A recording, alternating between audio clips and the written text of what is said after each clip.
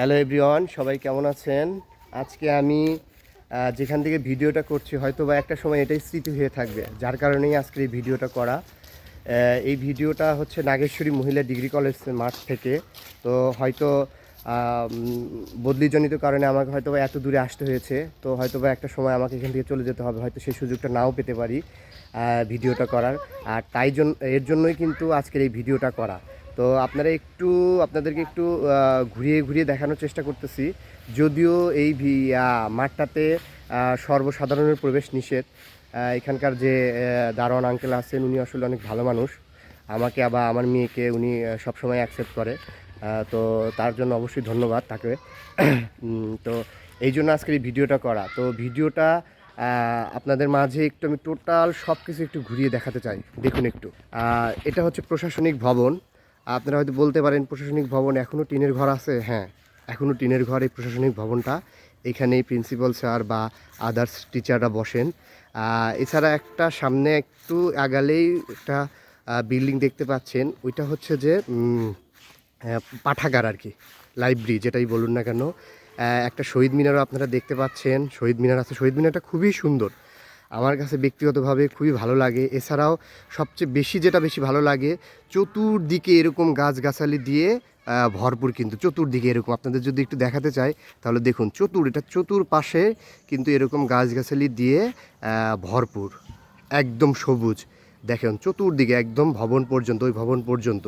এছাড়াও ওই পাশেও কিছু গাছগাছালি আছে। তো ভিডিওটা করার মূল উদ্দেশ্য একটাই, যে যদি আমি পরবর্তীতে যদি এরকম সময় করে না উঠতে পারি বা চলে যাই, এই ভিডিওটাই একটা সময় স্মৃতি হয়ে থাকবে। যার কারণে আপনার সাথে শেয়ার করা, আপনাদের সাথে ভিডিওটা শেয়ার করা। তো আজকের এই ভিডিওটা কেমন লাগবে অবশ্যই কিন্তু আপনারা সেটা কিন্তু জানাবেন, আমি জানি। তারপরেও যারা হয়তো এমনি এসে দেখে যান, তাদের কাছ থেকেও আমি চাইবো, কমেন্টস চাইবো যে আসলে এই ভিডিওটা কেমন লাগলো। তো ভিডিওটা যদি আপনাদের খুবই ভালো লেগে থাকে, দেখুন আমার কাছে একটা জিনিস আরও ভালো লেগেছে, ওই পতাকা উত্তোলনের যে স্থানটা, এটাও কিন্তু আমার কাছে চমৎকার লেগেছে, অনেক বেশি ভালো লেগেছে।